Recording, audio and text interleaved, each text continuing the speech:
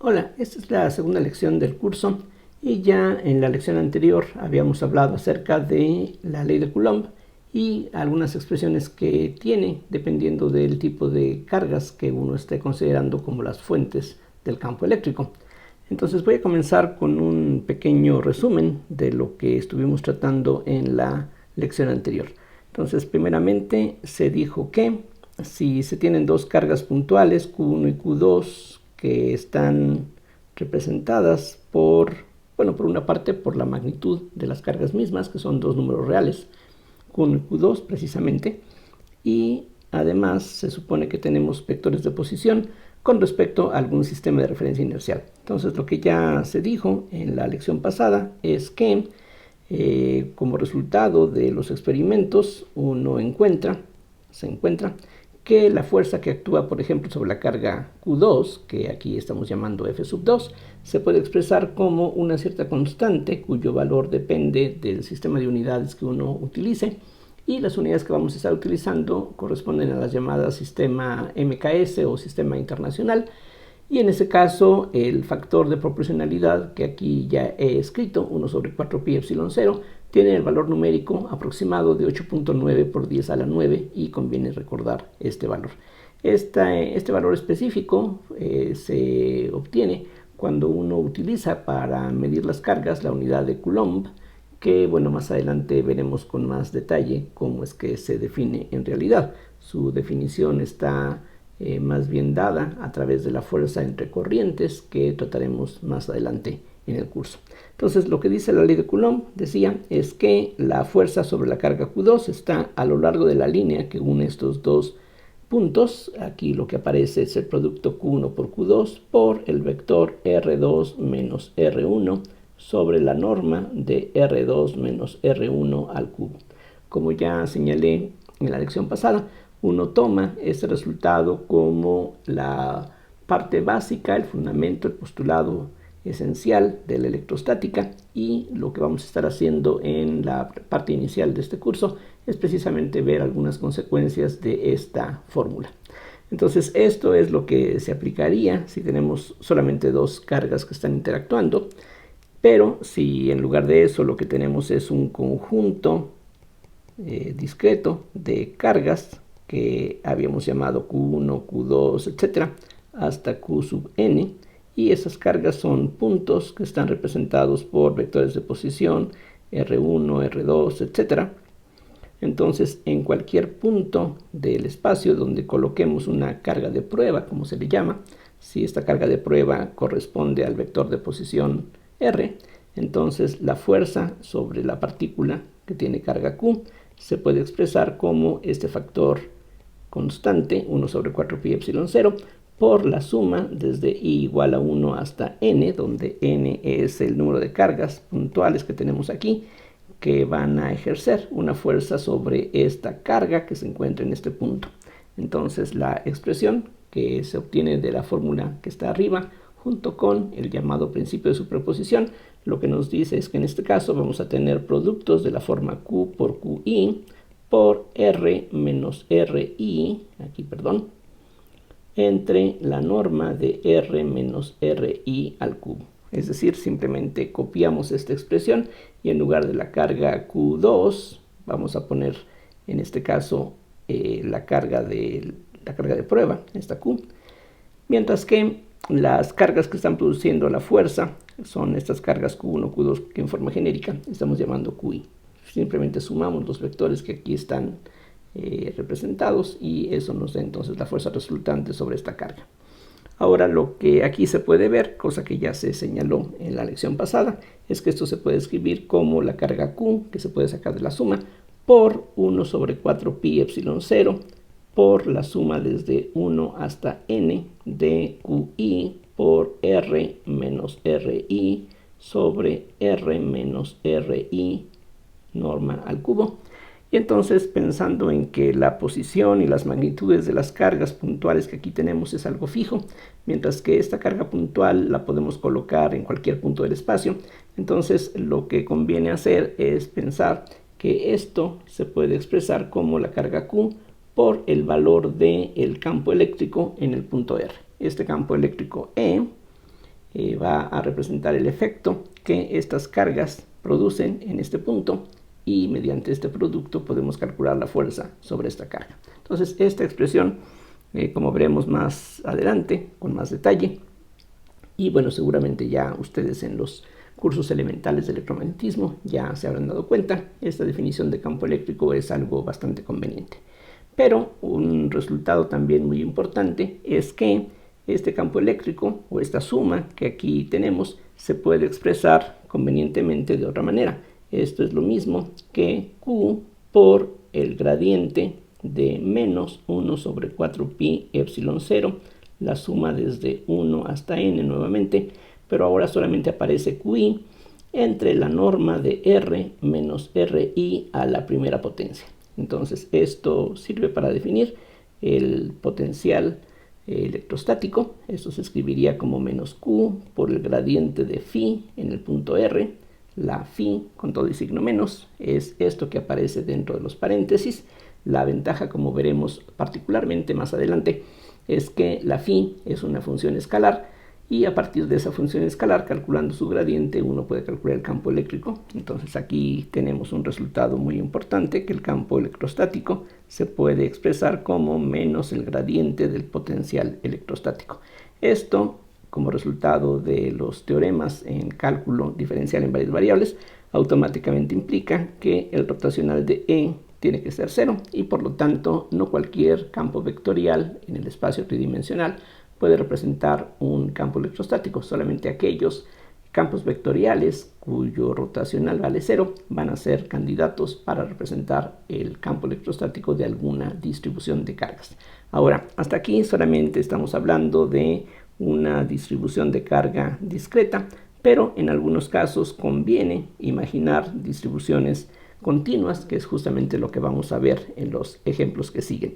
Entonces allí la diferencia es que conviene introducir el concepto de densidad de carga. Entonces, si tenemos alguna región del espacio en donde existe una cierta densidad ρ que puede variar de un punto a otro, aquí la ρ, recordemos, sirve para representar la densidad de carga volumétrica. Grosso modo, la ρ nos dice qué tanta carga hay por elemento de volumen, y esta puede variar de un punto a otro de la distribución, como decía. Entonces, si aquí en este punto corresponde el vector de posición R', entonces esta ρ es una función de ese vector, no del tiempo. Estamos hablando por ahora de distribuciones estáticas con respecto a un sistema de referencia inercial, recordemos. Entonces, en cualquier otro punto del espacio, en un punto que puede estar dentro o fuera de la distribución, aquí el campo eléctrico se puede determinar como 1 sobre 4 pi epsilon 0 por la integral de ρ de R' por R' menos R' por dB' sobre R menos R' al cubo. Aquí noten, comparen esta expresión con la que teníamos aquí arriba. La R, que representa el punto donde estamos calculando el campo, es el primer término. Aquí debajo no importa mucho en qué orden escribamos esta diferencia, pero arriba sí es esencial. Esta RI es la variable de suma. Aquí estamos considerando diferentes puntos del espacio donde se encuentran estas cargas, mientras que aquí el lugar del RI está ocupado por este vector R', que es una variable continua que tiene que recorrer toda la región en donde tenemos esta distribución de carga.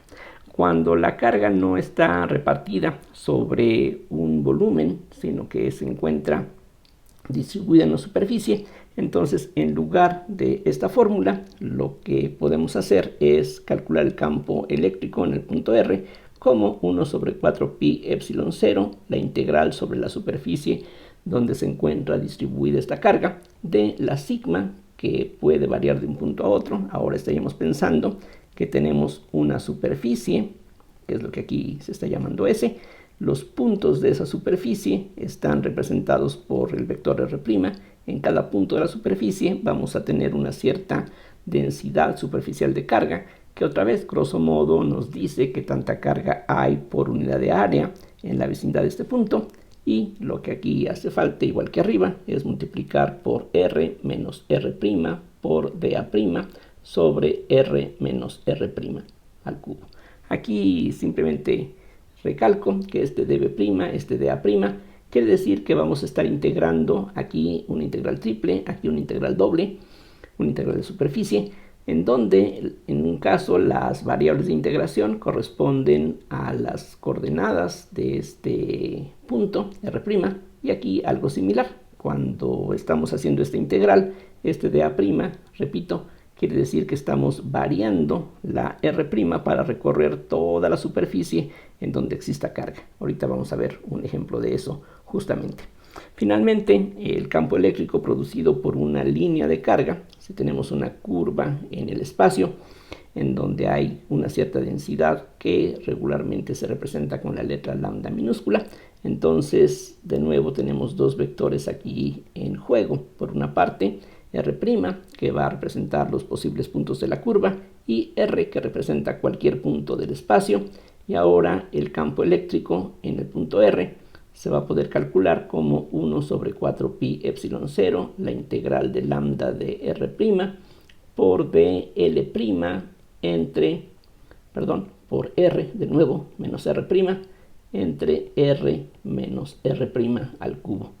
Aquí noten que hay un poquito de ambigüedad en qué factor poner al final. Regularmente en las integrales ponemos los diferenciales al final, pero también cuando existen vectores, la costumbre es poner los vectores al final. Entonces aquí esas dos costumbres chocan y pues es necesario decidirnos cuál de las dos adoptar, pero es algo totalmente secundario. Entonces esas son las expresiones para el campo eléctrico en forma directa, pero como ya mencionaba antes, algo muy conveniente, como veremos más adelante acerca del campo electrostático, es que se puede expresar en términos de un potencial electrostático, que es una función escalar, y en estos tres casos que aquí se han mencionado, lo que podemos hacer primero es calcular el potencial electrostático, que en cualquier punto del espacio va a estar dado respectivamente por 1 sobre 4 pi epsilon 0, la integral de R' dB' sobre R menos R'. Aquí la ventaja, vean, es que solamente aparecen cantidades escalares. Los vectores que aquí teníamos aquí ya no aparecen. Esa es la gran virtud a este nivel del uso del potencial electrostático, mientras que en los otros dos casos lo que vamos a tener es que el potencial en cualquier punto del espacio se puede determinar como 1 sobre 4 pi epsilon 0, la integral de sigma de R' de A' sobre la magnitud de R menos R'. Y finalmente, en el caso de una carga que está distribuida sobre una curva, el potencial en cualquier punto del espacio es 1 sobre 4 pi epsilon 0, la integral de lambda de R', pensando en que puede variar de un punto a otro de la curva, por nuevamente dL' sobre R menos R'. Y como decía, justamente de lo que se trata enseguida es de presentar algunos ejemplos del cálculo del campo eléctrico, ya sea directamente o a través del potencial electrostático. Un ejemplo sumamente sencillo, ilustrativo, común, etcétera, corresponde a un cascarón esférico cargado uniformemente. Entonces justamente de eso vamos a hablar enseguida. Entonces vamos a tratar de determinar cuál es el campo y el potencial producido por un cascarón hueco esférico con carga superficial uniforme. Entonces la idea es que tenemos una esfera, hagan de cuenta que eso es una esfera, que va a tener algún radio. A ese radio voy a llamarle A minúscula, y lo que queremos determinar es cuánto vale el campo eléctrico adentro o afuera de esta esfera hueca, suponiendo que en la superficie de esta esfera hay una densidad de carga superficial uniforme. Cualquier milímetro cuadrado de superficie tiene la misma carga, no importa en qué punto de la superficie nos fijemos. Entonces vamos a comenzar por calcular el campo eléctrico utilizando justamente la expresión que aquí todavía se puede apreciar en la parte superior. El campo eléctrico, decía, producido por una distribución de carga superficial se puede determinar de esta manera. Entonces eso es lo que vamos a utilizar para este ejemplo. Para hacer las cosas no tan complicadas, lo que podemos hacer es utilizar la libertad que tenemos para colocar el origen de los ejes cartesianos en donde queramos, y la orientación de esos ejes también es totalmente arbitraria. Entonces lo que voy a hacer es lo siguiente: si le llamo P al punto en donde quiero calcular el campo o el potencial producido por esta distribución continua de carga, lo que voy a hacer es primero escoger el origen de un sistema de ejes cartesianos en el centro de la esfera. Se debe de ver que esa es la elección más conveniente. Y lo que se puede hacer además para simplificar los cálculos es escoger que alguno de los ejes coordenados cartesianos precisamente coincida con la línea que va del origen del centro de esta esfera al punto P. La costumbre es tomar este eje como el eje Z. Entonces lo que vamos a tener es algo más o menos como esto. Vamos a tener, digamos, aquí el eje X y por acá el eje Y. Aunque en este momento no es algo muy importante, vamos a estar utilizando de una manera consistente sistemas de ejes derechos, en el sentido de que el producto cruz de Y cruz J sea igual a K. Si vamos del eje X hacia el eje Y por el camino más corto con los dedos de la mano derecha, entonces el pulgar de esa mano derecha tiene que apuntar en la dirección del eje Z. Ese es el tipo de sistemas cartesianos que vamos a estar utilizando en todo lo que sigue. Bien, entonces lo que hay que hacer ahora es simplemente hallar las expresiones para los vectores que aquí aparecen. Es decir, el problema esencialmente, para comenzar, se reduce en un problema de parametrización. Ya más adelante el problema que sigue, que normalmente es más complicado, es un problema de integración. Pero ahorita por lo pronto lo que necesitamos es parametrizar en forma conveniente a los vectores del punto donde queremos calcular el campo, que en este caso sería el punto P, y el vector que va a corresponder a los puntos en donde existe esta distribución de carga. Entonces, en este caso, tal como está aquí en el dibujo, se puede ver que el vector R, que es el vector de posición del punto P, se va a poder expresar simplemente como Z por K, mientras que entonces este sería el vector R, es el vector de posición del punto donde queremos calcular el campo o el potencial electrostático, mientras que, decía, vamos a utilizar el vector R' para representar cualquier punto, en este caso en la superficie de esta esfera. Y lo que debe de ser claro para ustedes es que sobre esta superficie esférica conviene utilizar las coordenadas esféricas, justamente. Entonces se puede ver que cualquier punto que va a tener un vector de posición R', como aquí ya se indicó, va a poderse entonces expresar así como A, que es el radio de la esfera, por en este caso, el seno de teta prima por el coseno, ahora sí, de phi prima por I, más el seno de teta prima, seno de phi prima por J, y finalmente más el coseno, ahora sí, de teta prima por K. Entonces, si ustedes observan, si conocen la definición de las coordenadas esféricas que se utilizan comúnmente en los problemas de física, estas son las coordenadas teta y phi que se emplean para distinguir los puntos de una superficie esférica. Aquí esta A toma el papel del radio de la coordenada radial, que para todos estos puntos es una constante y es igual a A. El ángulo phi' se mide alrededor del eje Z, es el llamado ángulo azimutal, y toma valores entre 0 y 2pi, mientras que el ángulo θ', que en algunas ocasiones se le conoce como el ángulo polar, se mide a partir del eje Z hacia el eje menos Z y solamente toma valores entre 0 y pi. Esto es importante, como veremos enseguida. Ahora, noten que el vector R' está parametrizado en términos de variables, que aquí también estoy denotando con letras primadas. Entonces, para que haya cierta uniformidad, Para el vector r, que no está primado, utilizo coordenadas no primadas. Para el vector r', sí utilizo coordenadas primadas. Y de esa manera, pues podemos distinguir claramente de qué estamos hablando.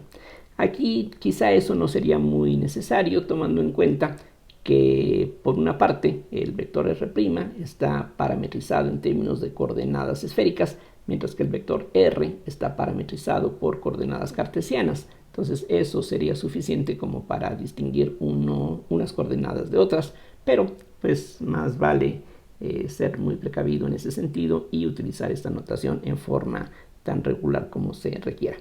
Entonces tenemos aquí básicamente las cosas que necesitamos para sustituir. Esta sigma sería una constante porque estamos pensando en una distribución uniforme. Entonces todo lo que hay que hacer en esta primera etapa es sustituir estas expresiones aquí dentro de esta fórmula, y al hacerlo lo que se obtiene es esto que ahora represento. La E, el campo eléctrico en este punto, sería la constante 1 sobre 4 pi epsilon 0 por la integral, que sería una integral sobre la superficie, en este caso la superficie de esta esfera, de la densidad de carga, que en general sería una función que puede variar de un punto a otro la superficie, pero en este caso queremos que sea una constante, por la diferencia del vector r menos r'. Y eso, como ustedes pueden ver, lo que nos da es esto, a por el seno de teta. Aquí, perdón, necesito un signo. Entonces tendríamos, como en el numerador, aquí lo podemos ver, aparece r menos r', tengo que restar este menos este. Entonces estas componentes van a aparecer con un signo menos. Entonces por eso aquí estoy corrigiendo. Entonces tendríamos menos a por el seno de teta prima, coseno de phi prima por i, menos a seno de teta prima, seno de phi prima por j, y finalmente aparece z menos a coseno de teta prima por k, y todo esto que aquí termino de escribir es precisamente la diferencia que aparece aquí en el numerador. La sigma en este caso es una constante. Esta diferencia de r menos r' se obtiene simplemente sustituyendo estas parametrizaciones en esta expresión. En el denominador lo que necesitamos es escribir la norma de este vector al cubo, pero además en el numerador aparece el diferencial de área, y en este caso, si estamos hablando de esta esfera de radio A en términos de las coordenadas esféricas, bueno, lo que uno puede ver es que este diferencial de área se puede escribir como a por d teta prima por a seno de teta prima de phi prima. Y en el denominador lo que vamos a tener es justamente la suma de cuadrados de estas tres componentes, pero al elevar al cuadrado estas dos y sumarlas, el coseno cuadrado de phi prima y el seno cuadrado de phi prima nos dan un 1, de tal forma que del cuadrado de estas dos componentes solamente vamos a tener un a cuadrada seno cuadrado a cuadrada, permítanme, seno cuadrado de teta prima, y a eso hay que agregarle el cuadrado de esta componente, y eso nos da tres términos que son z cuadrada menos 2az coseno de teta prima más a cuadrada coseno cuadrado de teta prima, y todo esto hay que elevarlo a la potencia 3 medios.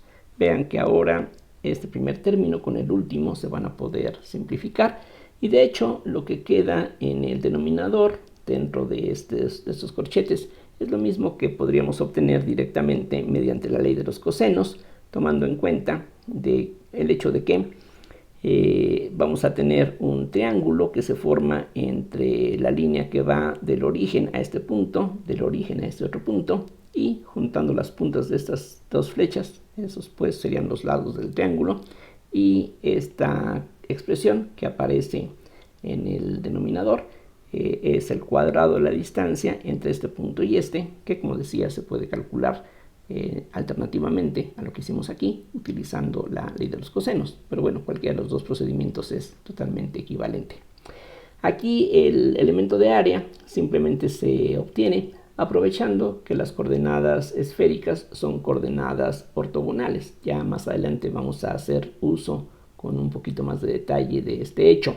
Este A por d teta prima corresponde a la longitud de arco en la dirección en la que el ángulo teta prima crece. Como dije antes, teta prima se mide a partir del eje z hacia el eje z negativo, y al incrementar este ángulo de teta prima vamos a recorrer un arco que es el radio por el ángulo. En forma similar, un incremento en el ángulo azimutal de phi' corresponde a movernos en un círculo que tiene como radio a por seno de teta prima, y es por ello que aparece esta combinación.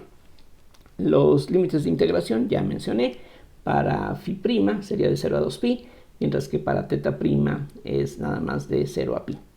Las integrales que de inmediato podemos hacer son las integrales sobre phi', porque la phi' solamente aparece aquí y aquí, pero esas integrales se puede ver de inmediato que dan como resultado 0. O sea, este desaparece y este también, porque una primitiva del coseno es el seno, y al evaluar entre 0 y 2pi, la diferencia, de acuerdo con el teorema fundamental del cálculo, nos da 0, mientras que una primitiva para el seno de phi' es menos el coseno de phi', y también en 0 y 2pi tiene exactamente el mismo valor, de tal forma que al tomar la diferencia, eso da como resultado 0.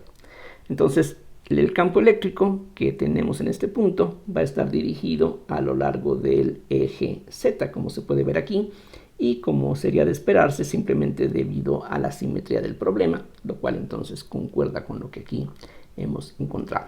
Simplificando las expresiones, lo que obtenemos entonces es esto, el factor 1 sobre 4 pi epsilon 0, que conviene dejar así, tomando en cuenta que el valor numérico de esta combinación, como dije antes, es algo conocido, y pues por muchas razones, como iremos viendo, conviene pues dejar esta combinación tal como aquí aparece, lo cual puede en este momento parecer un tanto extraño, es decir, qué caso tiene meter este 4pi en la definición de esta constante, pero ya pronto veremos la justificación para hacer las cosas de esta manera.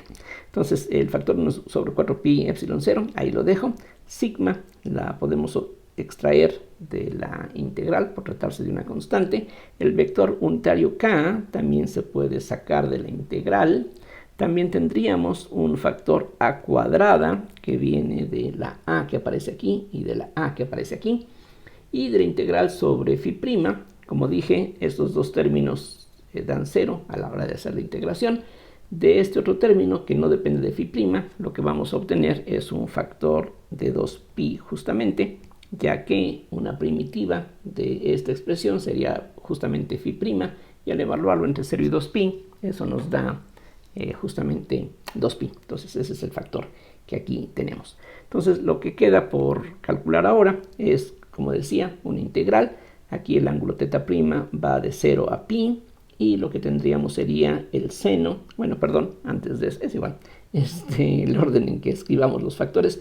Aquí finalmente lo que necesitamos es que aparezcan este factor, el z menos a coseno de teta prima, aquí está, el seno de teta prima, aquí lo tenemos, y aparece también el de teta prima, todo eso dividido entre esta combinación. Al sumar este cuadrado con este cuadrado, eso nos da a cuadrada más z cuadrada, que aparece aquí, y finalmente menos 2az coseno de teta prima a la 3 medios. Entonces, como decía, la primera parte del problema consiste en parametrizar convenientemente los vectores que en este caso aparecen en la expresión para el campo eléctrico, y lo que sigue después es el problema, que como dije regularmente es más complicado, de calcular las integrales que van apareciendo. En este caso la integral es bastante sencilla, basta para calcularla hacer un cambio de variable. Por ejemplo, podemos introducir una nueva variable w que sea a cuadrada más z cuadrada menos 2az coseno de teta prima.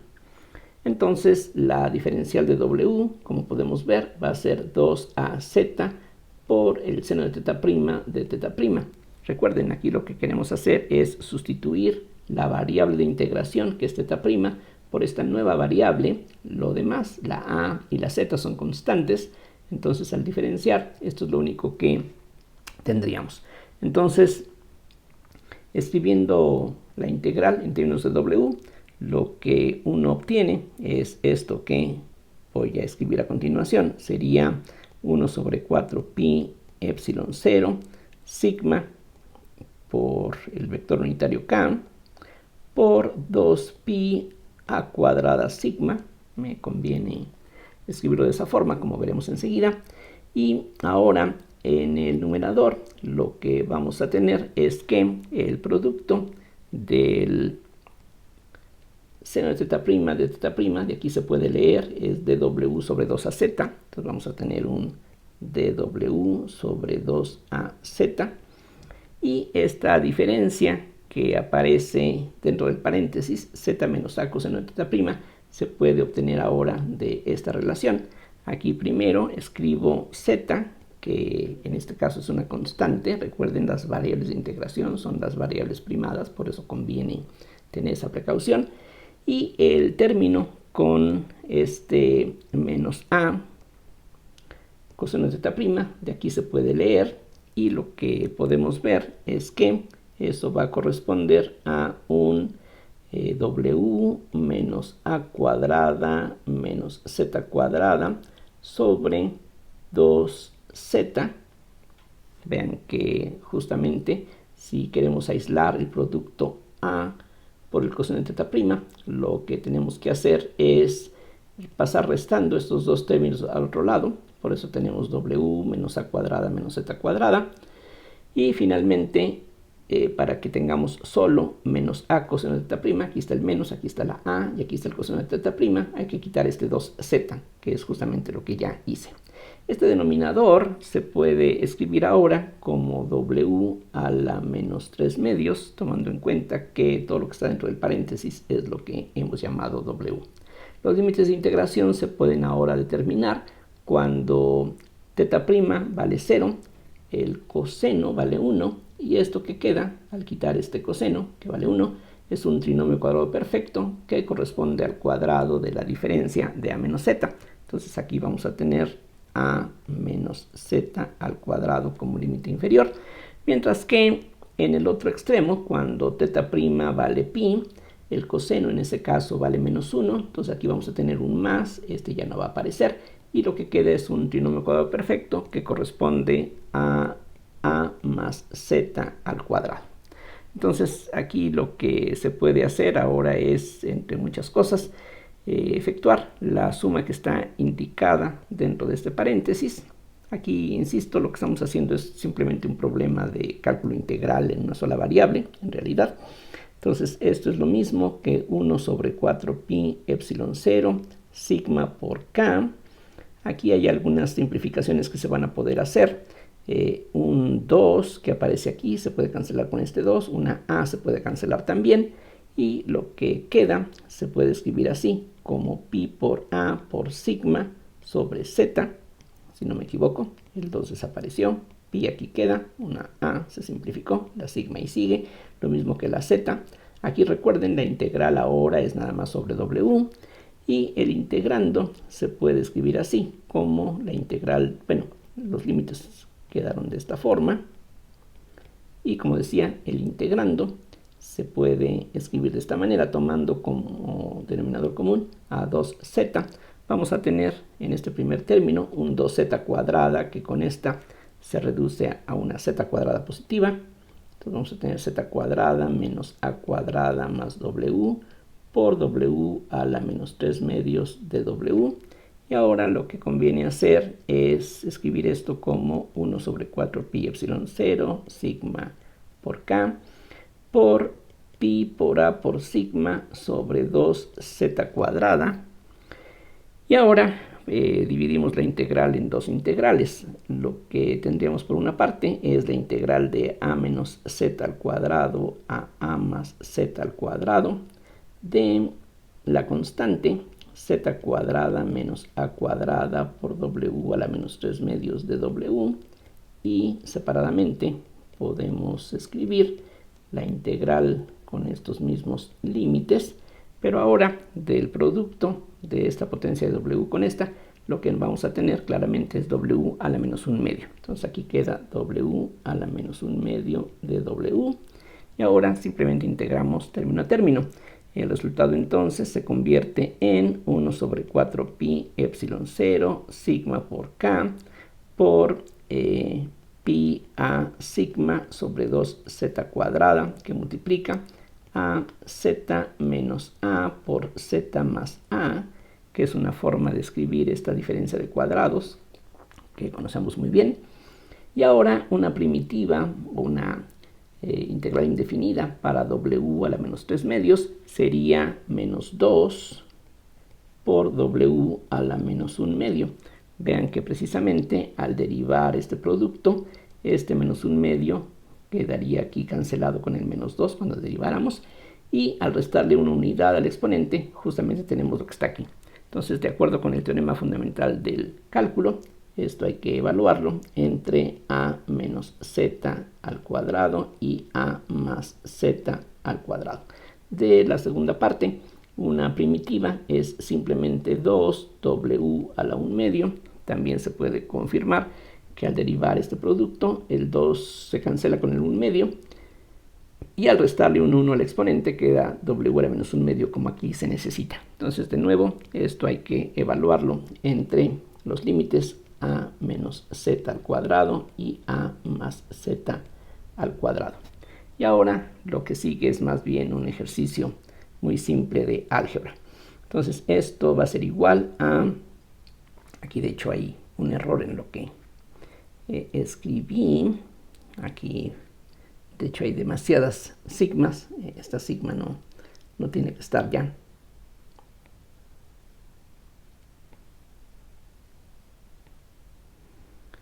Aquí solamente hay esta sigma, que es la que aparece en todas estas expresiones. Bien, ahora regreso al cálculo. Espero que no haya más errores. Entonces queda sigma por k por pi a sobre 2z cuadrada, que multiplica a menos 2 z menos a por z más a. Y ahora vean que w a la menos 1 medio es 1 entre la raíz de w. Es decir, 1 entre la raíz de esto menos 1 entre la raíz de esto otro. Pero la raíz de un cuadrado nos da el valor absoluto de lo que está dentro del paréntesis. Es decir, lo que vamos a tener es 1 sobre el valor absoluto de a más z menos 1 sobre el valor absoluto de a menos z. Entonces, eso es lo que se obtiene de esta función. Repito, w a la menos 1 medio es 1 entre la raíz de w, pero la raíz de w en este caso es el valor absoluto de a más z, y en este otro caso es el valor absoluto de a menos z, y algo similar ocurre en esta otra integral. Lo que vamos a tener es 2 veces, y de nuevo, al evaluar el límite superior, w a la 1 medio sería el valor absoluto de a más z. Entonces aquí vamos a tener ahora a más z en el numerador, menos el valor absoluto de a menos z. Ahora es necesario distinguir dos casos, ya sea que el punto P se encuentre adentro del cascarón o afuera del cascarón.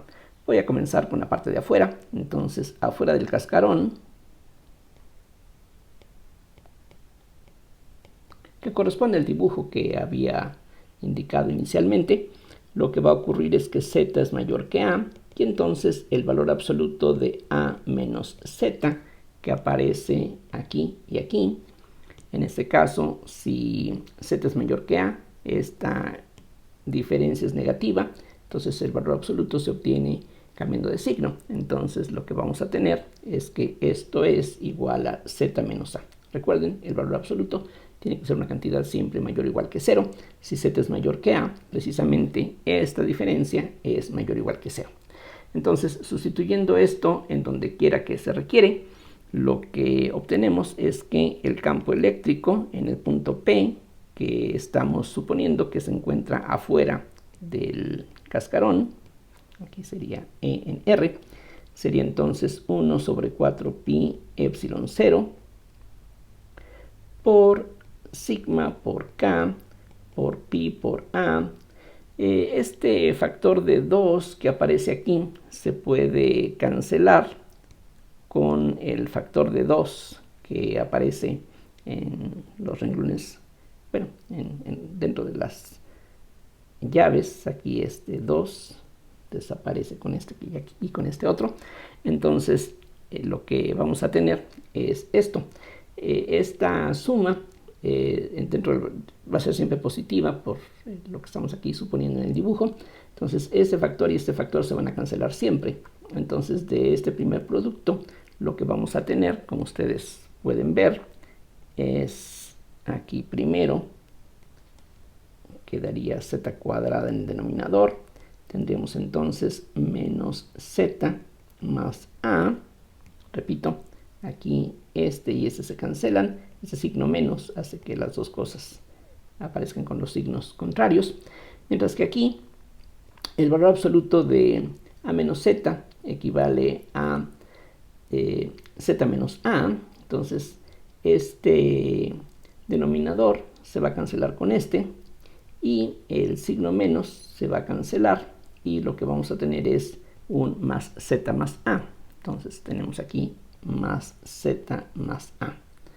En lo que sigue es algo similar. De esta primera parte simplemente vamos a tener a más z, ahí no hay mucho que preocuparnos. Mientras que de esta diferencia en valor absoluto, como decía, eso nos da z menos a. Con este signo menos, eso se convierte en un menos z más a. Entonces tenemos aquí menos z más a. Y ahora es cosa de hacer las reducciones que se puedan realizar.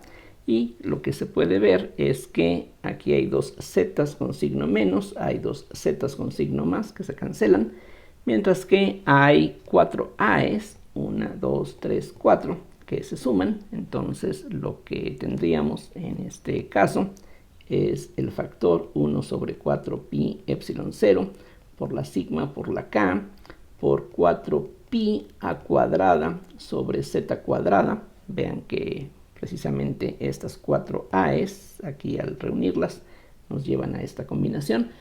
Y ahora recordemos que 4pi a cuadrada es justamente el área de una esfera de radio A, así es de que esta es la esfera, perdón, el área de la esfera. Y al multiplicar esto por sigma, lo que vamos a obtener es la carga total de la esfera que está repartida uniformemente en la superficie. Así es de que el resultado se puede escribir de una manera más fácil de recordar y más simple de escribir, que es esta, 1 sobre 4 pi epsilon 0, por la carga total que tiene esta esfera, como decía, sobre z cuadrada por k. Lo único que hace este vector k unitario es dar una dirección del campo, y el resultado aquí muy importante, que más adelante vamos a seguir utilizando una y otra vez, es que afuera de un cascarón cargado uniformemente, el campo eléctrico equivale a que toda la carga estuviera concentrada en el centro. Es decir, noten que en esta expresión final, ya si estamos afuera del cascarón, ya no importa qué tan afuera estamos de él. Da lo mismo si estamos a 1 milímetro afuera o a 5 kilómetros afuera. Aquí ya el radio, la A, vean, ha desaparecido, ha quedado absorbida en esta definición de la carga total.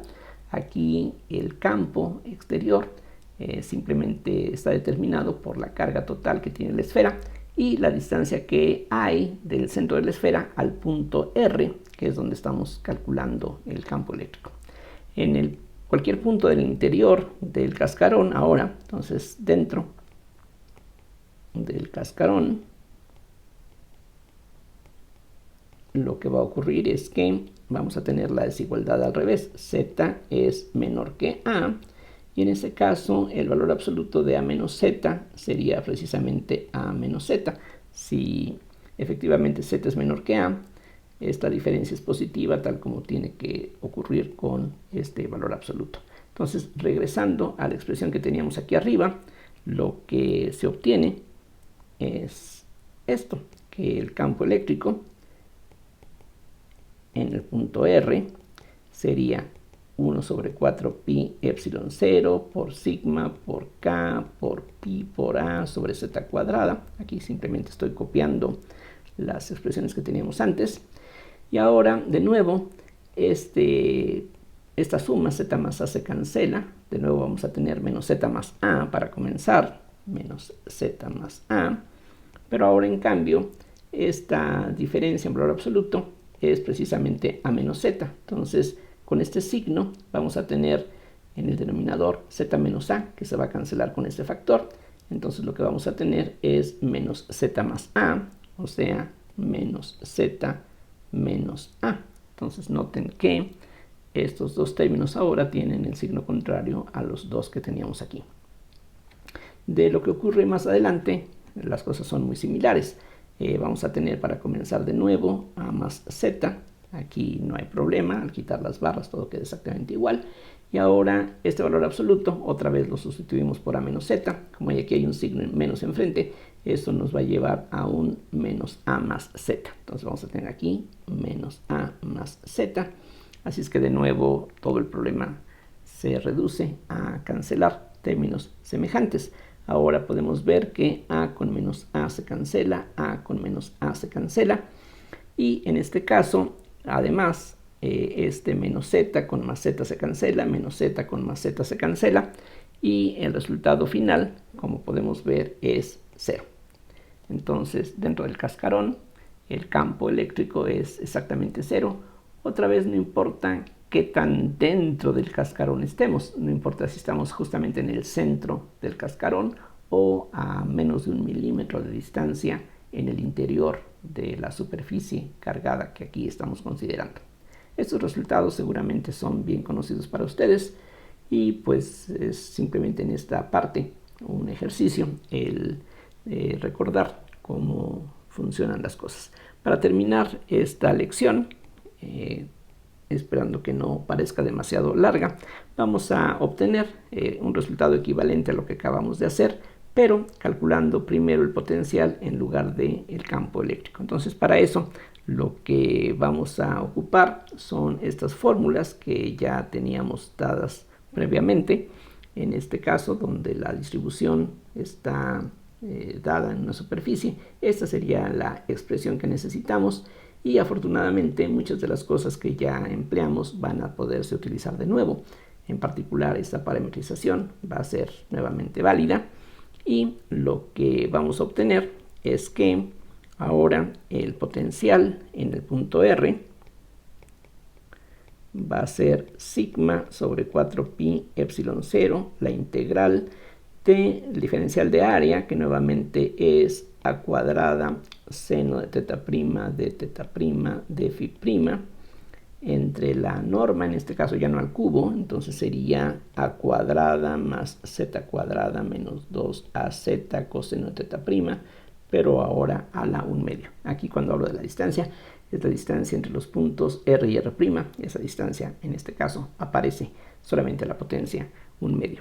Entonces aquí voy a hacer los pasos en forma mucho más abreviada.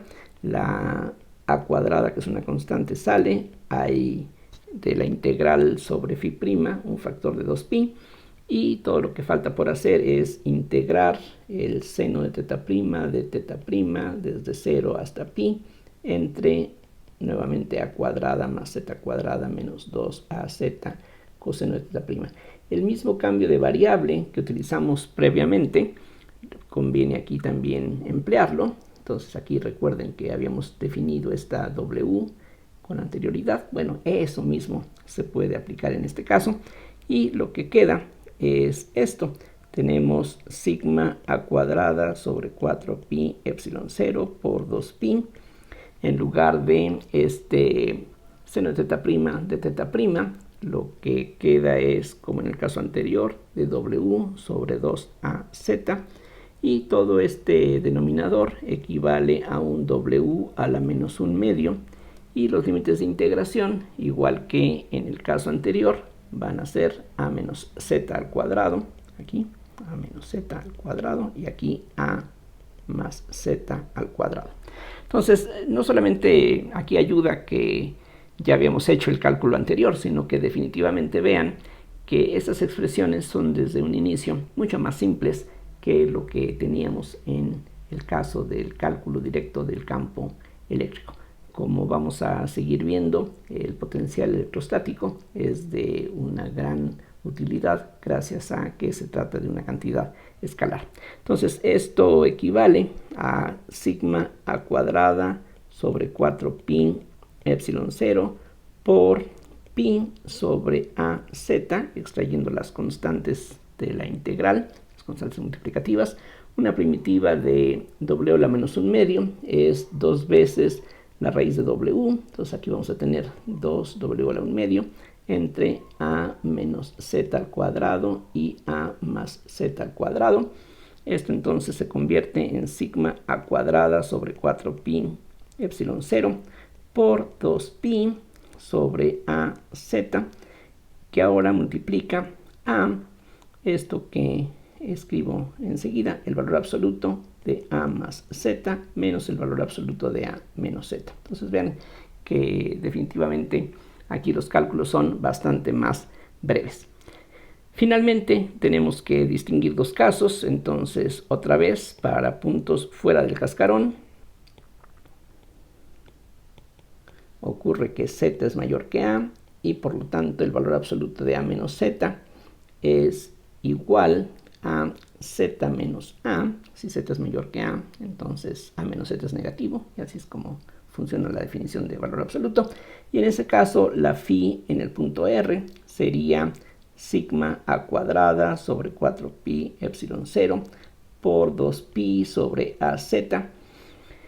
Y lo que vamos a tener es a más z al quitar estas barras, y al quitar estas otras, lo que vamos a obtener sería menos z más a. Entonces aquí tenemos menos z más a. Y ahora la z se cancela, tendríamos 2a.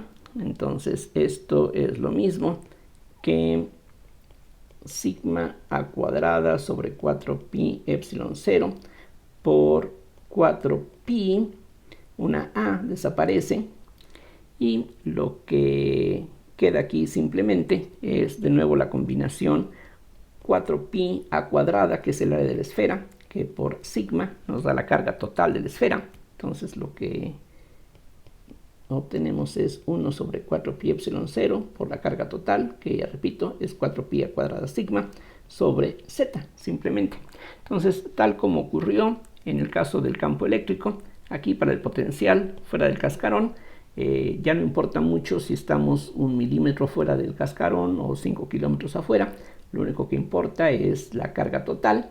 Y mientras que el campo eléctrico va como 1 sobre z cuadrada, el potencial electrostático va como 1 sobre z, y ese es un resultado que es muy importante tener en mente. Finalmente, ya para terminar esta lección, podemos ver que dentro del cascarón, o sea, cuando z es menor que a, el valor absoluto de a menos z sería a menos z, precisamente, si es mayor que z. Y entonces la phi de r sería, aquí regresando a esta expresión, lo que tenemos es sigma a cuadrada sobre 4pi epsilon 0 por 2pi sobre az. Nuevamente vamos a tener a más z, pero ahora para calcular este valor absoluto que aquí tenemos, esta sería la relación adecuada, con ese signo menos, eso nos lleva a menos a más z. Entonces aquí tenemos menos a más z, y ahora la a desaparece, tenemos 2z, que va a hacer que la z también desaparezca, y todo lo que se obtiene es 1 sobre 4pi epsilon 0. Vamos a tener 4pi, debido a que de estas dos zetas hay un 2 que junto con este nos da 4pi, por a cuadrada sigma. Entonces aquí tenemos a cuadrada sigma. De esta suma teníamos 2z, la z desaparece y solamente nos queda una a en el denominador. Otra vez 4pi a cuadrada es el área de la esfera, 4pi a cuadrada sigma es la carga total. Entonces ahora el resultado es 1 sobre 4pi epsilon 0 por q sobre a. Mientras que, como vimos, el campo eléctrico era 0, el potencial dentro del cascarón es esta constante, que claro, al tomar el gradiente de esta función, lo que nos va a dar como resultado es precisamente 0, es decir, los resultados finalmente son correspondientes. En el caso del potencial afuera del cascarón, si ustedes calculan menos el gradiente de esta expresión, van a encontrar precisamente el campo eléctrico que aquí estaba dado previamente. Es decir, aunque este cálculo es más sencillo, el resultado al final es totalmente equivalente porque estamos calculando dos cosas diferentes. Para llegar al campo eléctrico, aquí habría que calcular ahora menos el gradiente del potencial que hemos determinado, y en particular para el potencial, que resulta ser una constante, su gradiente vale 0, y eso coincide con lo que aquí hemos obtenido. Noten también, ya para terminar, que el potencial es continuo. Vean que cuando pasamos de z mayor que a z menor que a, esto en la frontera, cuando la z tiende a, se convierte en q sobre a, que es justamente este valor. La gráfica, creo que vale la pena verla, más o menos sería una cosa así. Si esto es z, entonces aquí está el valor importante, que es el radio de la esfera. Entonces, en la parte exterior, fuera del cascarón, el potencial es una constante sobre z. Entonces, lo que tenemos es afuera, para z mayores que a, una gráfica que tiende asintóticamente a 0.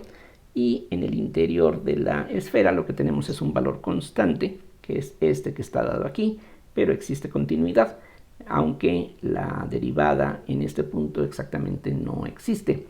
Y eso tiene que ver con el hecho de que, en cambio, el campo eléctrico sí resulta ser algo discontinuo. Aquí lo que estamos graficando es la phi, mientras que en el caso de la componente z del campo eléctrico, lo que ya vimos es que para valores de z menores que a, el campo eléctrico vale 0, y después, cuando llegamos a la superficie, hay un salto repentino y discontinuo, y después en el exterior el campo tiende a 0 mucho más rápidamente que la tendencia a 0 de esta otra función. Esta función va como 1 sobre r, esto en cambio va como 1 sobre r cuadrada. Entonces, eso es grosso modo lo que hemos encontrado. Y ya más adelante vamos a seguir hablando de distribuciones esféricamente simétricas, y esto pues es simplemente un cálculo que espero que vean que es algo bastante sencillo gracias a la simetría que aquí estamos suponiendo. Si la sigma no hubiera sido constante como se supuso en un principio, entonces las cosas pueden complicarse definitivamente y las integrales fácilmente pueden pues volverse demasiado complicadas como para que podamos expresarlas en términos de funciones elementales conocidas. Bien, con esto entonces quiero terminar esta segunda lección, y en la que sigue vamos a seguir considerando algunos cálculos explícitos del campo eléctrico o del potencial electrostático para otras distribuciones en donde la carga es conocida de antemano. Eso es todo por ahora, y ya estaremos continuando con la lección siguiente.